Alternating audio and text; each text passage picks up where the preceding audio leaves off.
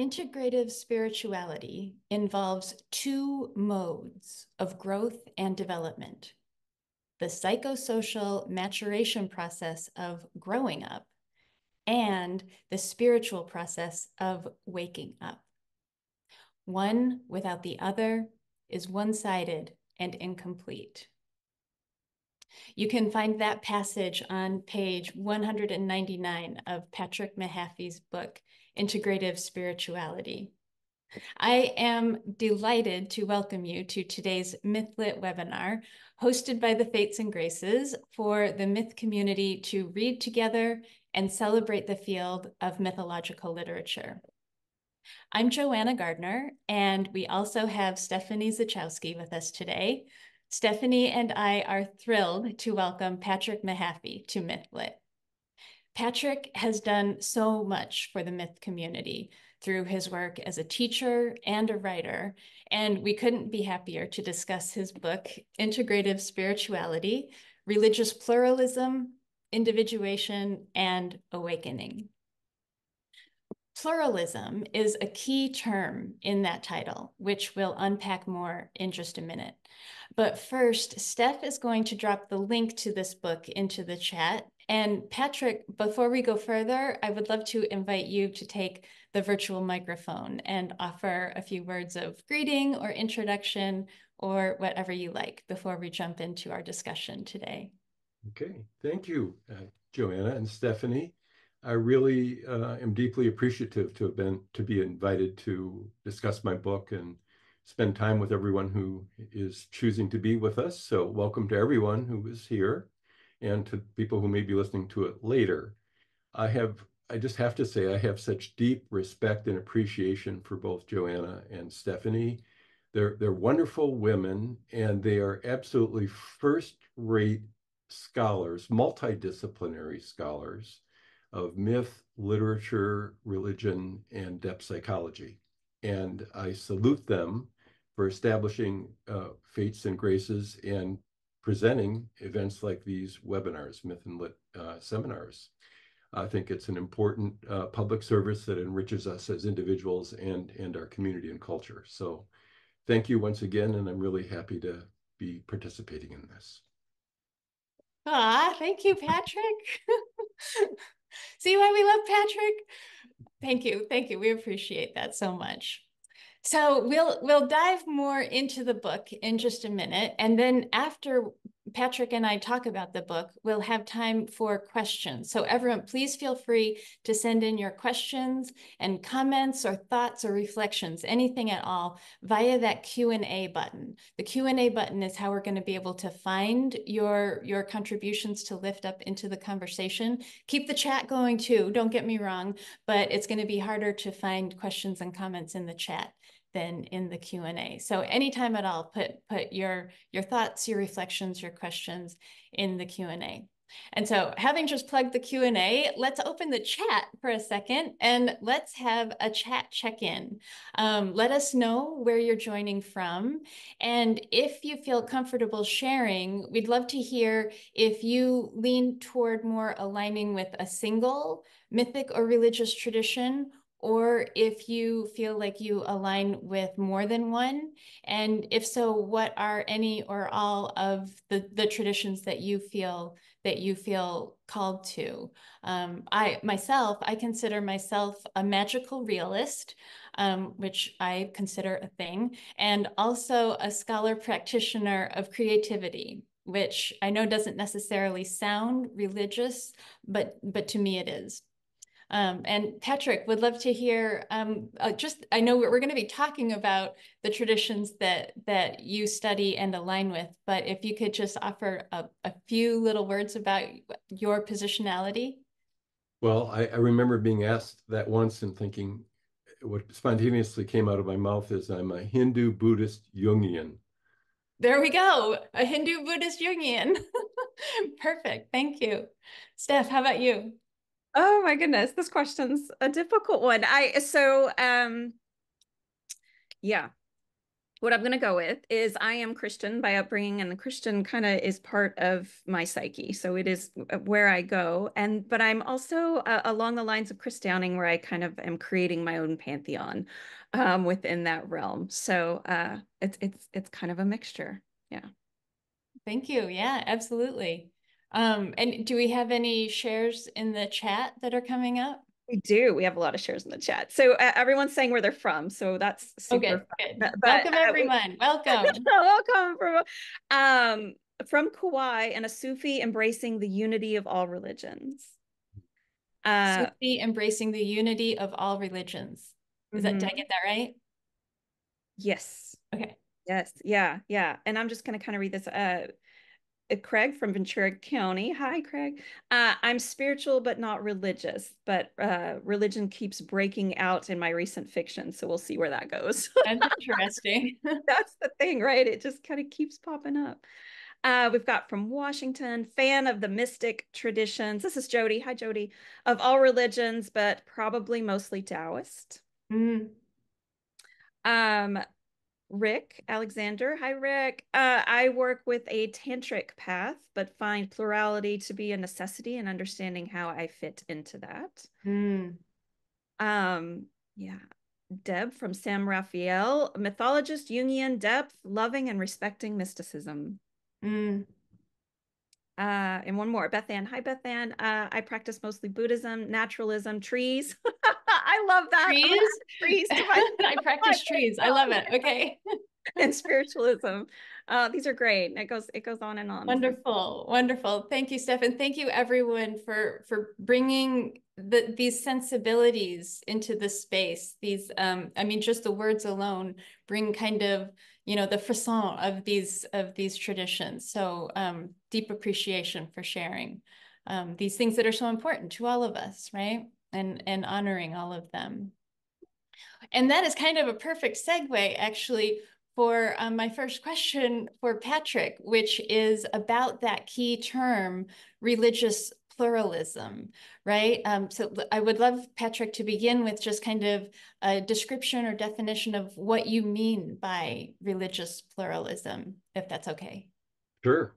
Well, it has several meanings, I think, from simple to more complex. So that's the way I'll approach this. So first, I think most basically, it has to do with multiplicity and diversity. There simply are many cultures, many religious traditions, and so on.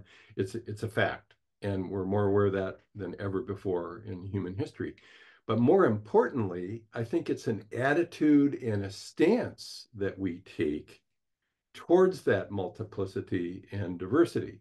Ideally, a stance and attitude that involves acceptance, tolerance, appreciation, openness to what those traditions do for individuals who belong to them, but also what we can learn from those traditions that are different from our own.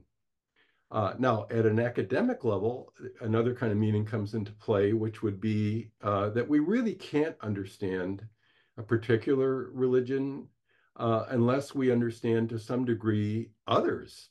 So there's a scholarly slogan that I was introduced to when I first was in graduate school studying religion. And a formative scholar in the field had this slogan, he or she who knows one knows none. So the person who knows one really knows none, at least from a scholarly point of view.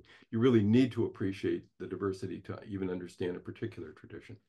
So one more thing I would say, even more sophisticated understanding of religious pluralism enables what I would call emergent possibilities. So for instance, there's a phrase that has been used by Catholics and others that is, the phrase is double belonging. And I'll just give one example of this. Paul Nitter, spelled K-N-I-T-T-E-R,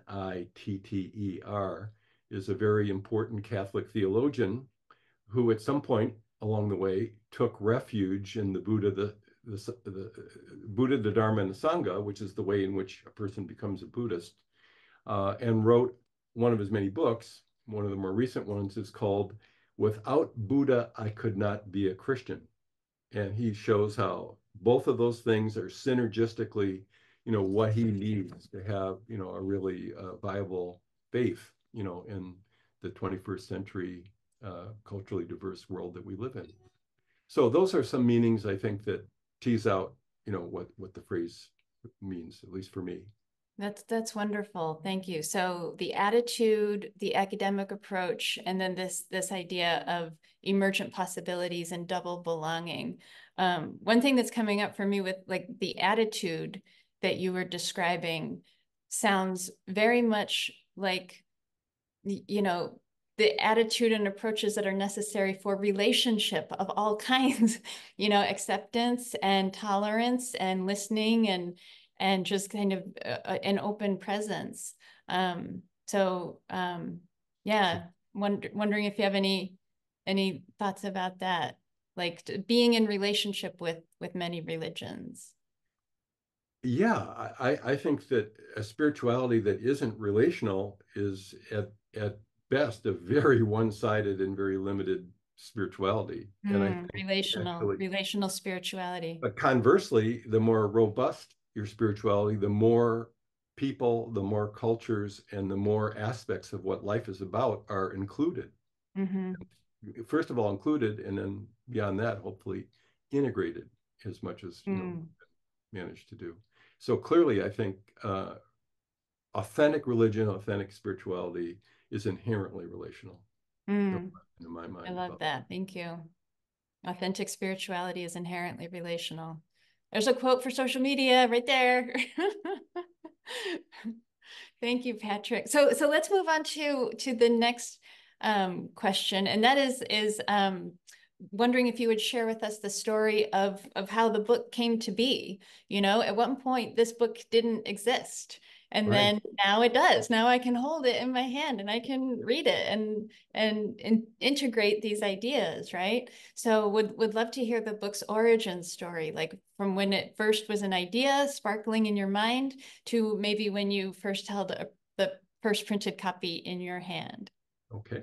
Well, I think it's fair and honest to say that the seeds of the book go back to my childhood with questions that formed in my mind that concerned me and even troubled me. And those questions just persisted and shaped the direction of my studies as an undergraduate, decision to become a religion major, to pursue graduate studies.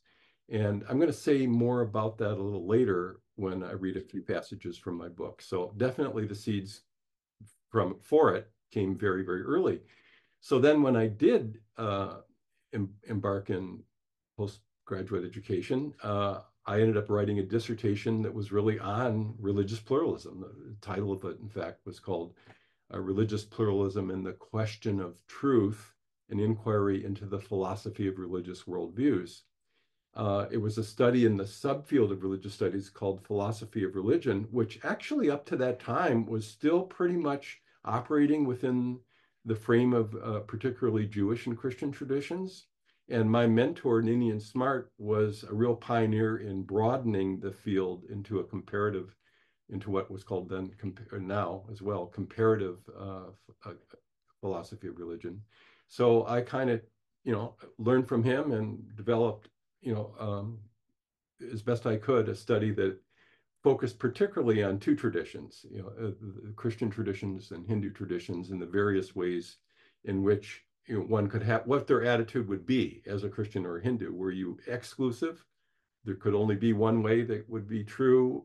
Were you more charitable and inclusive and decide that, others have some truth as well, but really it's more complete and more full, and authentic, in your own tradition? It's a nice move, but the pluralist stance would be there are other ways and they're as valid as my own. It's just that I pursue the way I do because that's the tradition I inherited. It works for me. But there's a genuine appreciation that there's authenticity and truth, in these other approaches. So after then, the third kind of element of how the book gradually came into being is I was hired as a professor at Pacifica Graduate Institute.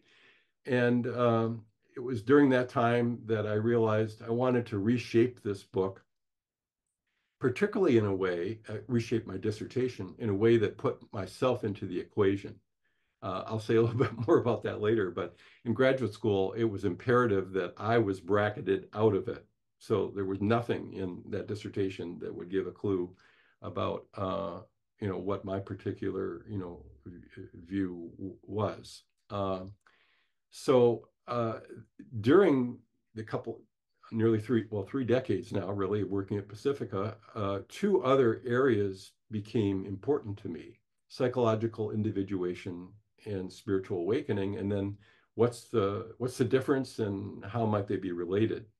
So I worked gradually on the book longer than I really want to admit, but I'll confess, probably in the neighborhood of 9 to 10 years, because I was working on it mostly when I had sabbaticals, which was every 3 years. So there were sort of 3 iterations of it. And then finally, when the final version came out, it had 4 components: religious pluralism with respect to 3 different religious traditions: Christianity, Hinduism, and Buddhism; then a section on individuation and Jungian psychology, a section on contemplative yoga and spiritual awakening, and then 2 models that tried to indicate how these things, can go together. So the final version really kind of integrated everything that was important to me, at least from graduate school, if not earlier, to the present day. And hence the subtitle being fairly long, the title itself being concise, 2 words: integrative spirituality. So it had a long gestation and many kind of iterations before it took the final form, which I'm pretty happy with. And can you share what it was like when you first held the physical book in your hand? Oh yeah, well that was lovely. It turned out Yeah, I was lovely. well, yeah, it was a thrill. It was exciting. It was a Mm. lovely day. Yeah.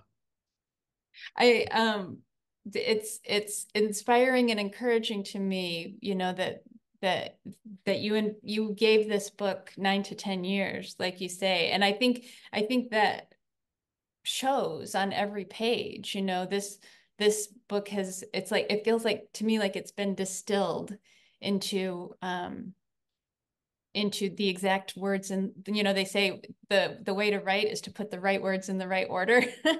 Right, that feels like that happened with this book. So yeah, thank you for sharing that I story. think And that's a very apt word. That's how I think of it myself. I do think it mhm. became a real distillation. Yeah. And also encouraging that your dissertation was so foundational for this work. I suspect we have some folks on the line who might have already written a dissertation or might be in the process at the moment. And so, what I'm hearing is carry on, because Absolutely. the Yeah. work continues. Mhm. Okay. So next question. Thank you so much for Yeah. sharing that. Yeah. So one of the things that I love about this book is how religious traditions become the subjects of the study, and the study itself becomes religious, kind of sanctifying scholarly work, right? Making it sacred. And wondering if you would comment on that experience of the intertwining study and practice, and how the two might inform each other for you. I'd love to. So my thinking about that definitely evolved over time, and I'll give you a sketch anyway of how that worked. So my academic training kept these things apart. So religious studies as a scholarly discipline really emerged in the 1960s. And the scholars that developed the field were really concerned that the rest of the academy would consider this new academic discipline to be rigorous and objective. So there was so much emphasis on and to differentiate it from theology. And it makes sense that that was necessary. Might have been overplayed. I'm among those who feel like it eventually became kind of overplayed.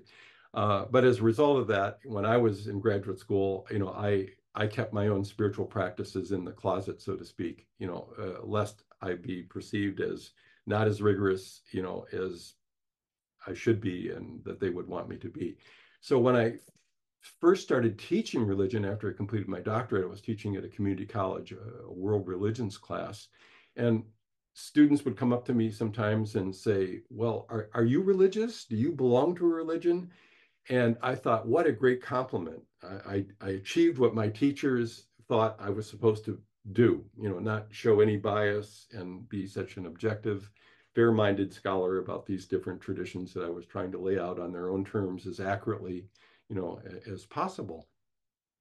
Then a few years later, I was hired at Pacifica, and among the courses I began to teach was a course on Buddhist traditions. And among the scholars in that field was Rita Gross. And among her various books, and the one that made a very, very deep impact on me, the main title was called Buddhism After Patriarchy. And there were so many things about the book that I liked, and I'll mention just two, and one of those bears on pluralism in particular. So one of them was that she differentiated how feminism, you can be a very strong feminist and also be a very fair-minded, critical scholar of religious traditions, including their patriarchal aspects. But once you deconstruct the patriarchy, it doesn't mean there's nothing left. There might be something that can be, revisioned and revitalized. And initially, she was rigorously trained in the history of religions at the University of Chicago. She didn't have a particular tradition, but at some point early in her career, she was walking through the parking lot, she writes somewhere, and she realized, and her husband at the time had brain cancer, and she just realized, there's something about the Four Noble Truths that not only makes good academic sense, it makes good personal existential sense. And she became a Buddhist and then wrote a series of books over the course of decades that were first-rate scholarship about Buddhism, but also how she could be a contemporary Buddhist feminist. And I found that very inspiring. And she also, this is what bears a little bit more specifically on pluralism, is she had an appendix to the book that described the concept of being an engaged scholar, meaning practicing a tradition that you're a scholar of, or a scholar practitioner. The two phrases mean pretty much the same. So that phrase, engaged scholar, made perfect sense to me. And from kind of that moment on, I decided, I'm an engaged scholar, and in my case, predominantly, but not exclusively, a scholar that practices Hindu and to some degree Buddhist contemplative yoga. It also made perfect sense to me because I was teaching at a place like Pacifica, because it seemed entirely appropriate to me to engage my interiority as part of the work I was doing at a school like that and let it inform me, because if depth psychology isn't about exploring your own depth, I don't know what it is, so I came out of the closet, so to speak, and began to teach courses, from that stance of being an engaged scholar. And I think I probably have felt that way for at least, the last, 25 years. So one more thing I would say, though, Jeffrey Kripal, a great contemporary religious studies scholar at Rice University, coined a phrase that I felt like I knew what that was, but I didn't have the phrase. He calls it hermeneutical mysticism. And the basic idea is that it's possible that through a deep study of religious text or the philosophers and theologians that write about, these traditions, and mysticism in particular, which was his specialty, you can actually receive a kind of transmission of what those texts and what those mystics were actually writing about. Now, I don't want the audience to understand that this automatically occurs, or this occurs in every instance, but it's possible for it to occur, if you come at the study with the right attitude. And there's something as well that is a little beyond your control. I mean, I think certain texts simply, you open to them and they open to you. That's the transmission aspect. And I think it's a very real phenomenon. And one of the practices that I feel like I kind of coined it, for myself, although there certainly is forms of this that people have done for forever, for centuries. But I call it contemplative reading. So for the last nearly 25 or more years, every morning after making a big pot of tea, I sit down and I read for as long as it takes to finish that pot of tea, which is usually about 20, 25 minutes. And the book sometimes it's an actual, classified religious text like the Bhagavad Gita or the Tao Te Ching. But not necessarily. It could be a work in Jungian psychology. It could be even a poetic work. But the point would be this: it has to nourish me, not just my mind, but it has to nourish my being. And I felt with many of these books, and this is why I'm mentioning it, I genuinely felt like I received a transmission from that book. And it's something I don't always feel, but sometimes I feel it, and I feel it very vividly and very deeply. And when that happens, it really stays with you. So I think that's a way in which the actual study of these traditions in an academic mode can actually activate, so to speak, an emergent spirituality within your own life, within your own mind. Thank you so much for that. Another question's coming up for me, and that is, how would you describe, pardon me, kind of the before and after? Like, what did it feel like to have to like be completely objective and remote and distant versus what did it feel like to kind of move into, an embrace of this part of yourself in the classroom, for your students, for yourself, anything and all? Well, yeah, I mean, to keep things separate means that you are compartmentalizing your life, and compartmentalizing is a non-integrated way of living your life. You live your life one way in one context and a different way in another context. So to put these things together feels, much more authentic and much more alive, much more vital.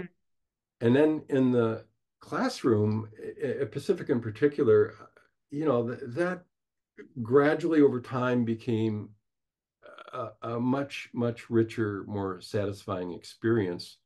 And I guess the best example for me that comes to mind as you ask that question is after my first 3 years there, I was eligible for a sabbatical. So the first thing I did is go to India for 3 months. And then 3 years later, I did the same thing for 3 months.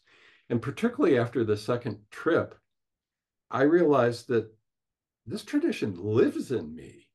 And even though I still think I am pretty academic and objective, in the classroom, I know that it just sort of comes through me. And that is, it's hard to find the right word. It's kind of exhilarating. It's very, very alive. Let me put it that way. And I feel, because I think that what happens in teaching and in classrooms is contagion occurs. And it's two ways, but I feel like something in me, aside from the words I'm using in the lecture I prepared, oozes out, into the field, of the classroom and touches people in various ways and degrees. And reciprocally, it comes back. So in that sense, it's a very erotic experience. So being more integrated and less compartmentalized allowed for a much greater eros to occur for me, in the classroom and in life. But I guess I especially feel like it was most real and most alive and relational, classroom, because when I'm with myself, that's one thing, or my partner or close friends, that's fine. But to be in a classroom of 15, 20, 25 people and have, the field really activate and be, with lots of resonance, I think is maybe what I enjoyed the most about not compartmentalizing it. Yeah. Yeah. So thank you so much. So some of the keywords were vital, exhilarating, alive, authentic. Those are some of the words that I heard, which, this sounds like wonderful reasons to buy this book and read it. Yeah, thank you so much for sharing that, Patrick. And with that, are there any passages from the book that you feel especially strongly about that you'd like to share and maybe reflect on today? And thanks for that invitation. So, the book itself is not a memoir. It's not especially autobiographical. I think it's a pretty academic but accessible book. But it does have some personal elements, and that's what I'm wanting to share, given the invitation that you have. And I want to share three different pieces. And the first part really elaborates more on the first question you asked me about what's the origin story of this book and how it developed. So this is from the introduction, and it goes like this. When I was 9 years old, I was concerned that my childhood friends across the street might not go to heaven because they weren't baptized. So with considerable urgency, I asked my mother, what will happen to my friends if they accidentally die? Though she tried to answer my question reassuringly, I continued to feel troubled. The more I pondered the question, the more complex it became. What happens to people born in countries where Christianity is not practiced?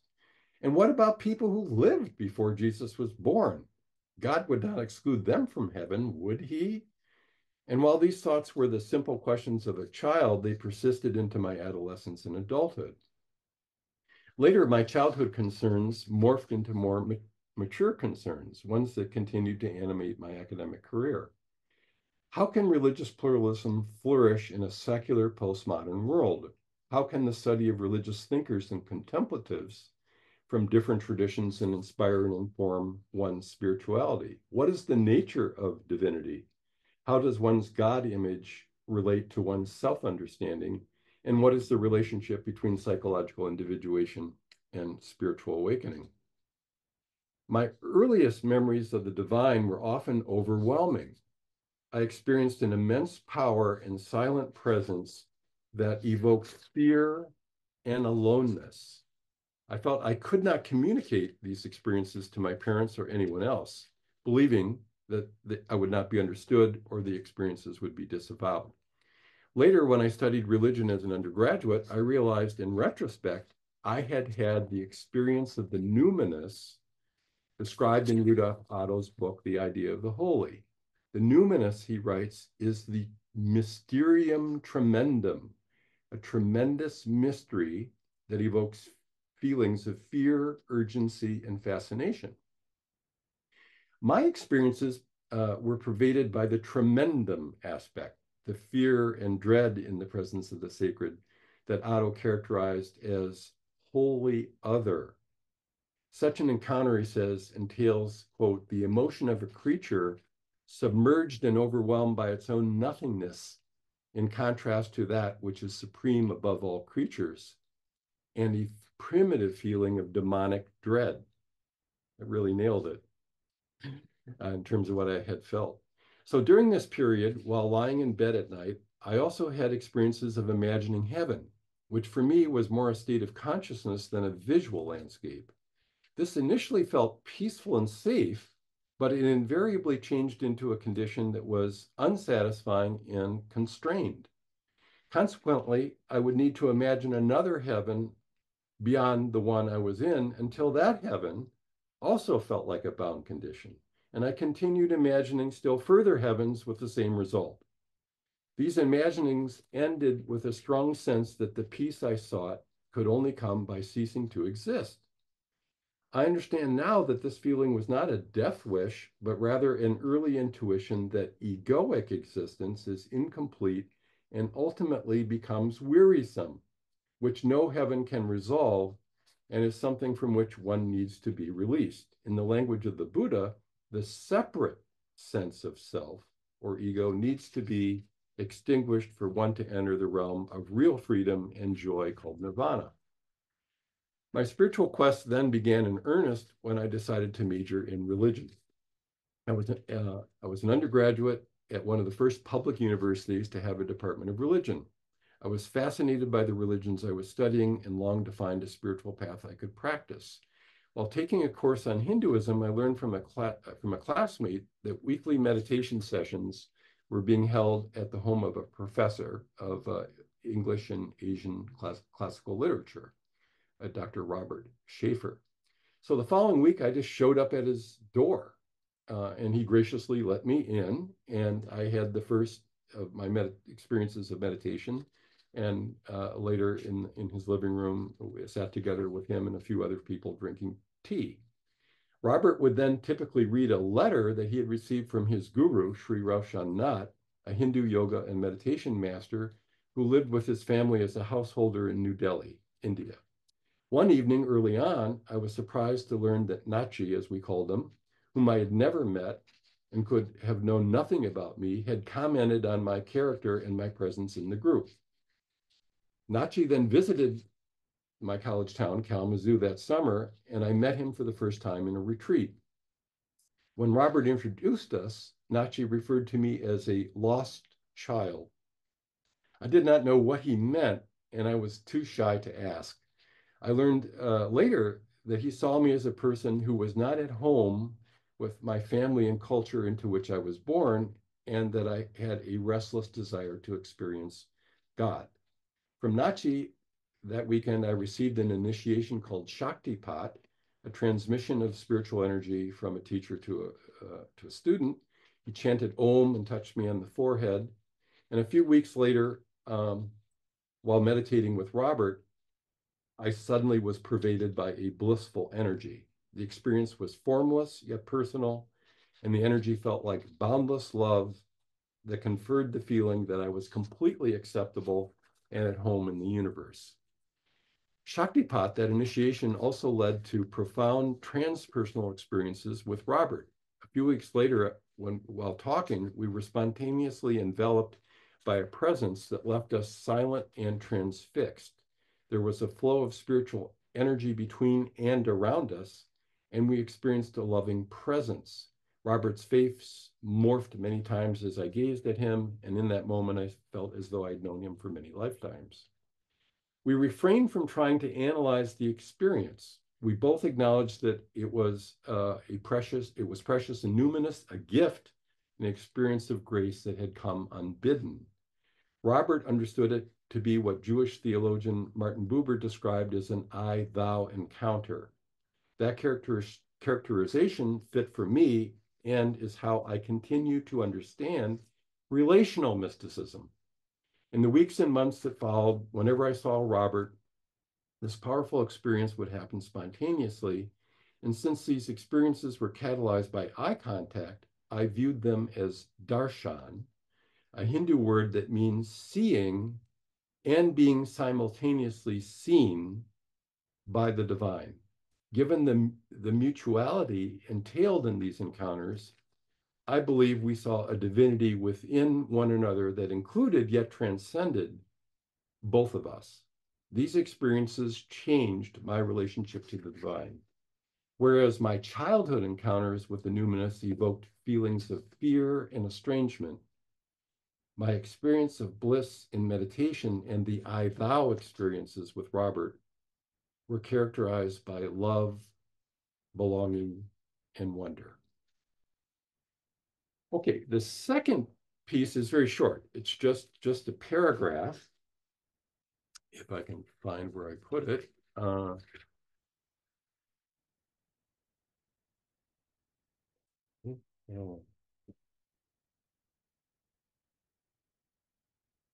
Well, luckily, I had printed out something that I could easily read, but I'll just read it from the book here. This is the chapter on Hinduism. I have a somewhat inexplicable predilection for Indian culture. I love the mythology, philosophy, music, and cuisine, and I feel deep respect and affection for Indian people.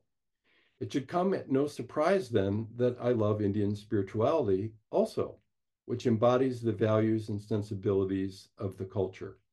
Perhaps it is a matter of samskaras, impressions from past lives.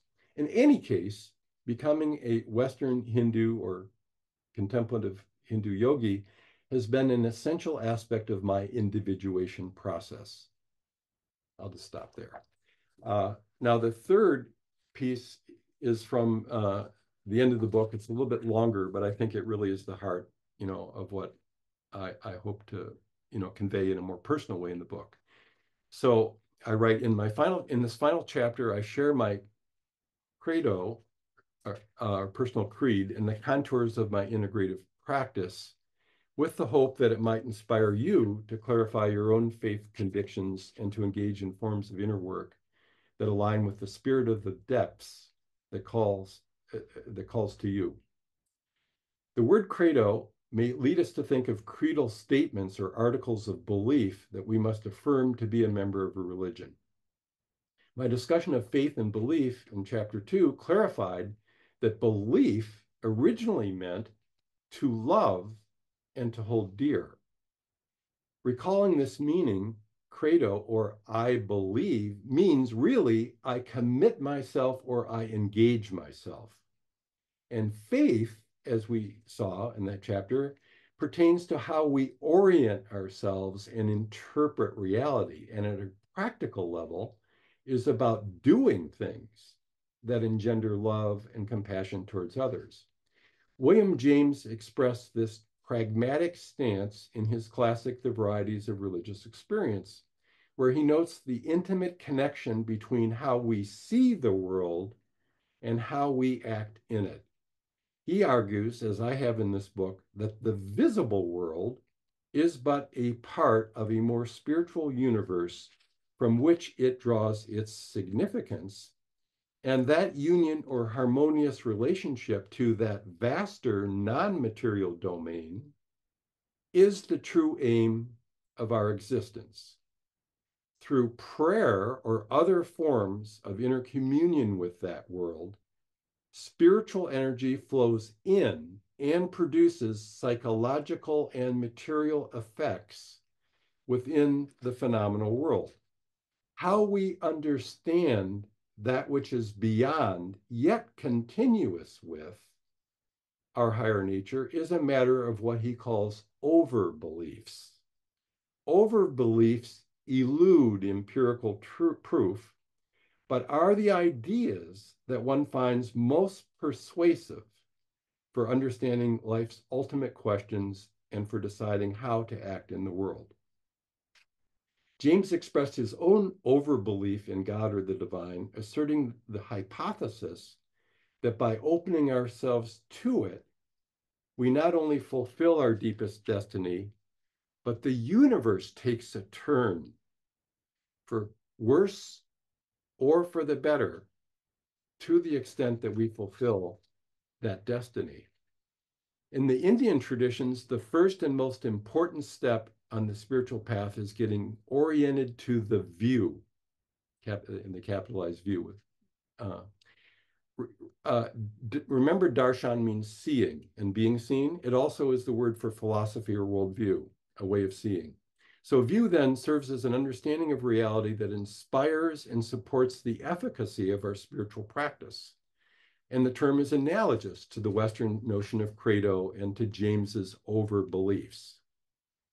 I regard God as the creative energy that underlies, animates, and sustains all existence. God is the ground of being, the source of all that is, and the power that sustains and regenerates the universe. I am a pan-en-theist.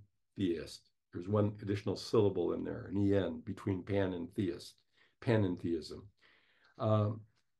By inserting, while pantheism asserts that all is God, pantheism means that God is in the world, but not that the world is God. In other words, God is transcendent and formless and fully present or immanent in the myriad manifestations of divinity that comprise the world. Panentheists affirm that despite the fractured, scattered, and conflicted nature of our experience of both the world and ourselves, there is a unity that embraces and contains our diversity and that connects all things together. This statement expresses the essence of the Hindu conception of divinity. The world for Hindus is a unity in diversity, and it is exemplified in the non-dual Shaiva Tantra vision of reality that is the version of the Hindu tradition that I practice. The view for me of this tradition is a joyous cosmology to which I give my heart's full consent. To be sure, suffering is an integral part of the picture. But the good news is that suffering can be ameliorated through diligent practice and the salutary results that reveal the grandeur and the splendor of our true nature and the divinity that inheres in the world. The French philosopher Blaise Pascal, a Christian, formulated a famous wager. He proposed that humans all bet their lives, whether God exists or not. Expressed in its most succinct form, goes like this. If one bets that God does exist, and he does, you win everything. To lose, you lose nothing. Should one bet that God does not exist and you win nothing. But to lose, you lose everything. So while I don't exactly, fully embrace the Christian premise or version, the point for me is very well taken. So this is how it is for me. I wager that by engaging in inner work, especially contemplative yoga, I gain the opportunity to transform the suffering that arises from my unconscious and my habitual behavior into something more conscious, more potentially enlightened, that is personally fulfilling and beneficial to others. And if that cosmology and these overbeliefs that I hold are not accurate, I may flourish nevertheless. But conversely, if I do not engage in inner work, I may forfeit opportunities to reduce my suffering and to benefit others, irrespective of whether or not my view of the divine exists in the way I envision it. So I do my inner work with enthusiasm and joy. I embrace the non-dual Shaiva Tantra view because it allows me to view God as both formless and with form, and to personify the divine as both masculine and feminine. The God image of Shaiva Tantra is Shiva Shakti, a singularity that is comprised of consciousness, representing Shiva, and creative energy, the feminine principle of Shakti. Hinduism, one might say, or I would say, is polymorphously perverse. And I revel in its diverse ways of imagining and relating to the divine. I'll leave it there. So that's my where I ended up, Perfect. Thank you. And I just want to personally thank you for sharing all that and for recommending non-dual Shaiva Tantra to me. I remember, when I was was I writing my dissertation? I can't remember. At some point a few years ago, you just mentioned Christopher Wallace and his books. And I was like, that sounds interesting. So I picked it up and it's transformative. Just highly recommend following up on Patrick's hint there. Non-dual Shaiva Tantra, Christopher Wallace, Wallis. And for listeners, Wallace is spelled Wallis. That's right. Yeah. In the book, he has a couple ones, but the one I would recommend is Tantra Illuminated. Mm-hmm. Mm-hmm. Very, very lucid. Probably the most lucid introduction, but very deep discussion. Mm-hmm. Yeah, and it's a big book. But it's very, very readable. And highly recommended. And I don't want to get too far off topic of the book that we're talking about today. So, and I want to get to some questions. So everyone, if you have any thoughts or questions for Patrick, put them in the Q&A.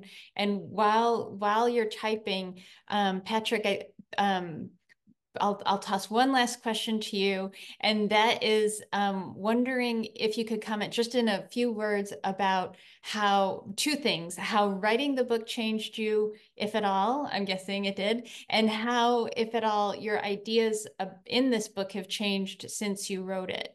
One or both of those topics will be our last question, and then we'll go into any questions or comments that anyone else has. So everyone, now's the time, click that Q&A button and type things. And Patrick, over to you for that question. Yeah, well, what I would say, I think it changed me in a number of ways, but one of them would be realizing how my understanding isn't deep enough or complete enough.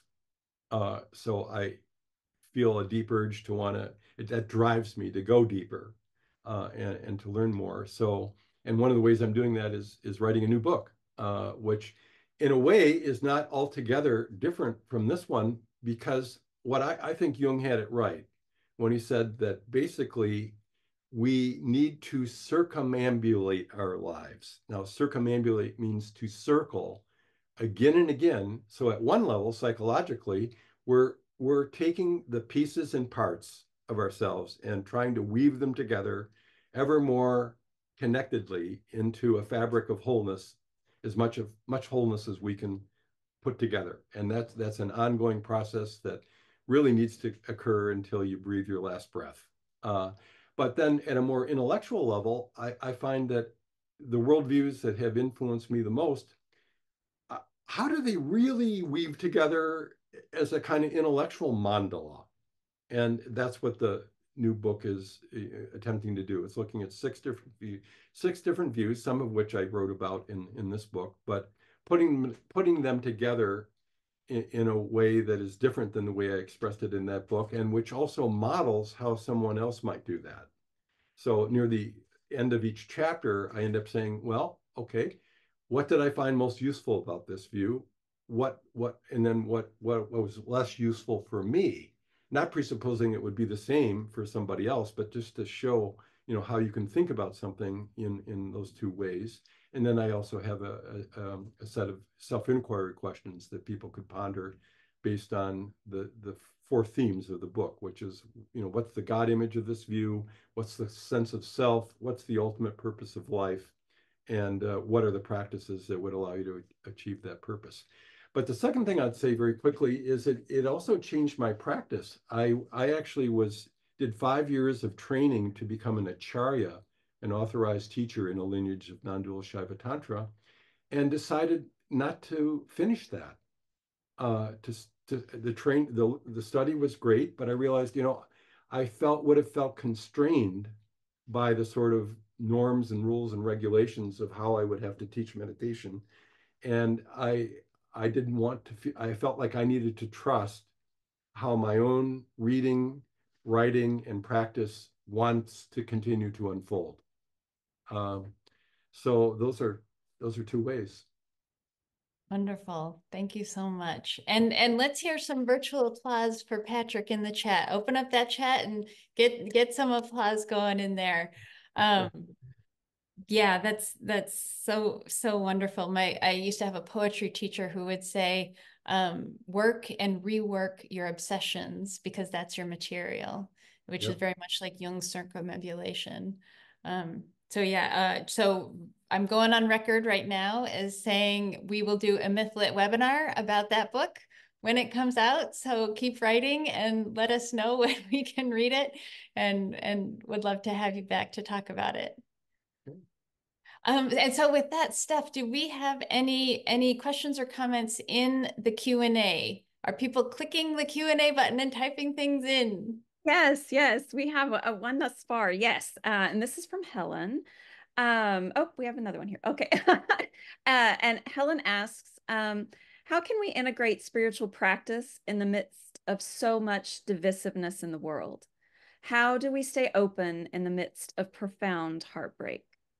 Oof, great question. Well, I'm going to, what I suddenly feel like I have to say is, one of the most moving moments I had in my graduate studies is the professors they only did this one semester when I was enrolled, but they each took a turn giving a talk.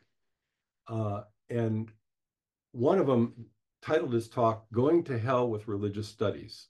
And it focused a great deal on suffering at a personal, family, collective level in our culture and in other cultures. And at the end, sort of the moral or the takeaway that just blew me away was he said, the perfection of wisdom, which by the way, in Sanskrit, that's prajnaparamita, it means the perfection of wisdom. And wisdom is personified as feminine. Said the perfection of wisdom is a broken heart. All right, so I want to lead with that one. Yeah, I still find it pretty powerful because the suffering does break our heart over and over again. What's happening, in Ukraine, what's happening in Gaza, what's happening so many other places. So more than ever, how can we practice during times that are so difficult? It's more imperative that we practice at times that are difficult. And then, you have to work it out at a practical level about when and where, but I would suggest, that maybe you start your day that way because it gives you some fortitude, to have your heart broken during the day. And then you can show up again the next day and nurture yourself, not just for yourself, but so that you can show up in the world with whatever you can bring to it that will help heal it and help soothe, the very real suffering and the very real divisiveness, that is enraging, heartbreaking, terrifying. And I think part of spirituality is to show up. It's really an imperative. You don't just practice for yourself. You practice for ideally not only other human beings, but for the animal world, for the ecosphere. So that's a thought. Thank you, Patrick. Mm-hmm. More questions, Steph? Really Let's do as many as we can, and we'll try to end at the top of the hour. But if we go a couple minutes over, I think Kronos will forgive us. So, okay, this is from Craig Chalquist, and saying hello. Thank you so much for this. He's in the process of reading your book, but a question: where might community come in for those on an individual spiritual path? The usual alternatives seem to be that path versus religious membership, even when held pluralistically. I miss the community, if not the literalized dogmas of religion. So what are your thoughts about a third alternative? Yeah. Well, one of the things about, hi, Craig, and I'm honored that you tuned in for this. Although most of my spiritual practice is done in a solitary way, at least on a daily basis, I've learned how to meditate and do various Khenepo practices in what are called sanghas, or small. Sometimes they've been very, very small, 5 or 6 people, and sometimes much larger. Since COVID, what the sangha that I'm mostly involved with, I just periodically connect with via Zoom. So that's one vehicle, but it doesn't completely, I think, address the question you're posing, because maybe your mode of spirituality is something other than learning a meditative practice in a small group that gets together periodically to meditate together. I think another way is to cultivate spiritual friendships, and it might just be one of the, again, gifts of COVID, if I can put it that way, is that I now regularly have Zoom visits with 3 people that don't live anywhere near me, one of them being Dennis Patrick Slattery, and who's living in Texas. About every month and a half, we get together. And that, to me, is maybe a small community, but Dennis plus 3 other people that I'm actually connecting with individually, and we're not part of one group. These are separate relationships, but that kind of spiritual friendship may be a small form, quantitatively speaking, of community, but it definitely broadens my experience and what it means to me, with dialogue with others. So that's one of the things I do, and I do find it helpful. And I do think that community is the missing equation. It's missing to many forms of being spiritual but not religious. I think so that's a great question, to which I think we need some emergent answers. We have to create some of these forms. Yeah, thank you. I think community is such an amorphous entity, and yet we crave it in so many ways. It's hard to find. those spaces. But Okay. can I interrupt 1 second, Steph? Sure. I just want to add to, your reflections. Community is subject to creativity, just like everything, and bringing, like Patrick is doing, he is creating the community that his practice needs. It sounds like to me. I don't know. I might be putting words in your mouth, Patrick, but Oh, that's fine. Yeah. yeah, I mean, that's kind of what the Fates and Graces is trying to do on some level, is bringing Yeah. creativity to community cultivating. So the more of us who do it, the more it happens. And just hoping, like, I'm issuing a mini little call to adventure. Anyone who wants to create community, go for it. Okay, I'll stop now. Let's do another, at least one more question, and then we'll see where we are. So we have a practical question, a spiritual question. Which way do Let's we do them want both. Let's do them both. Okay, What the heck? okay, we'll do 2 more. Okay, 2 more. So practical and then spiritual. How about that? Okay, Liam asks, I've read many books from Routledge. They are well respected academically. How did you begin developing a relationship with them? Well, I don't know if I have a relationship other than the fact that I submitted the proposal in the form that you must use if you want your manuscript to be considered. And to my great surprise and delight and shock, maybe they accepted it. So I don't. That's not a very good answer, but that's the accurate answer. And I haven't had much communication with them since they published it. So it's not a tremendously personal kind of, big publishers anyway. I don't think it's a very, unless, and there are some people who seem to be publishing, like Susan Rowland, a wonderful scholar at Pacifica, seems to be publishing a book with Routledge about every year. So more power to her. And anybody, I think there are people who are become very successful with a press and they want to publish you again and again. That's an enviable and rare, situation. So I think the key thing with publishing is that you just have to try to pick.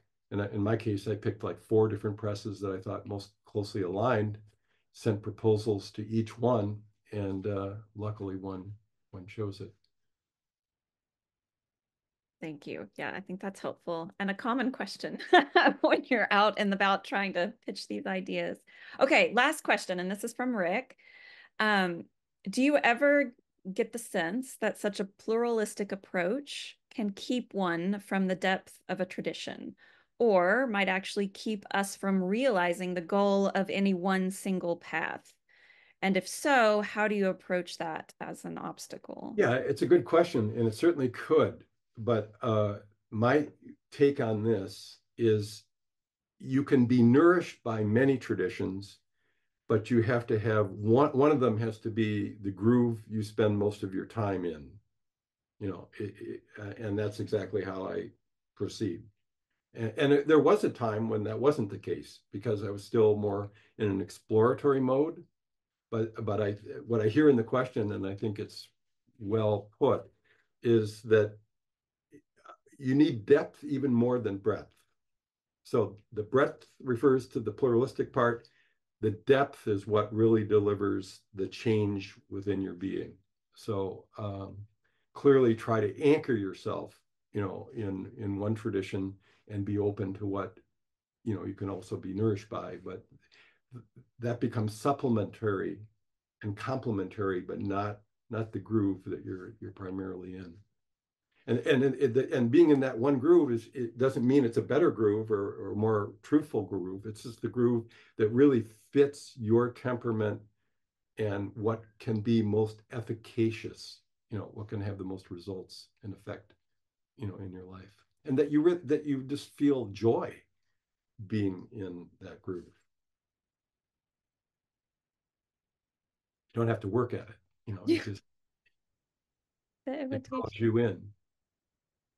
That's beautiful. And Rick's in the chat saying thank you. That was a really great answer. It was very helpful. So yeah, and I also want to echo that the chat is just blowing up with love for you, Patrick. Former students just saying how amazing. Yeah. So all right. Thank you. So yeah, we're on borrowed time from Kronos. So with that, I think let's wrap up. Steph, can we share? We just have a few final slides. And Patrick, I wonder if you would do us the honor of reading. Oh, Steph, can we go to slide 3? That's the one. Yeah, there we go. Yeah, Patrick, would you do a little bit more reading for us to wrap Sure. up this slide and the next slide? Okay, sure. Integrative spirituality is an ever unfolding adventure of ascent and descent, a journey towards awakening and a journey towards becoming a complete human being. A truly integrative spirituality must include practices that cultivate the multidimensionality of our humanness. And then the next slide. This poem from a medieval Hindu contemplative is something I like because it accents both what we personify as masculine and as feminine in our conception of divinity. I offer salutations to the god and the goddess, the infinite parents of the world. The lover out of boundless love has become the beloved. Because of her, he exists, and without him, she would not be. Thank you, Patrick. Let's hear it again in the chat for Patrick. And I would invite you, if there's a word or a phrase from today that you'll carry with you after we close, would love to invite you to put that in the chat as well, so that we can all kind of experience what's coming up for each of us. Again, cultivating community, right? And here are some next steps for you to consider regarding this book that we're talking about today, Integrative Spirituality. Read the book, share the book with others, post a review on Amazon with comments if possible. That is how the word gets spread. Amazon's algorithm picks up books that have lots of reviews and lifts them up in searches and whatnot. So definitely, if you feel so moved, it would be great if you could post a review on Amazon. And I think Steph is putting a link in the chat to the book's page on Amazon. And here is how you can connect with the Fates and Graces. If you aren't already, you can subscribe to our email list at the homepage, fatesandgraces.com. And you can join our circle of patrons. Stephanie and I want to extend a super special thank you to the Fates and Graces patrons, whose monthly support is what is making it possible right now for this webinar to happen and for it to be free. So let's hear it in the chat for our patrons. Our patrons are invited to quarterly Zoom check-ins that we have around the solstices and equinoxes, where we all catch up on what we're working on, what we're reading, what's on our minds. So if you'd like to join that circle and support this work, you can visit the page, I think on this slide, patreon.com/join/Fates and Graces. And again, thank you so much to our patrons. And that is just about it for today. We hope to see you again at next month's Myth Lit webinar. This one will be with Arthur George to discuss his book, The Mythology of Wine. That webinar will be the grand finale of this first sequence of Myth Lit webinars. And we're going to hold it a little bit later in the day so that we can enjoy a glass of wine together during the Q&A session with Art while we talk about the mythology of wine. So you can register for that webinar again on the website, fatesandgraces.com/webinars. Meanwhile, may you keep reading and keep writing and keep celebrating the field of mythological literature. Have a great day.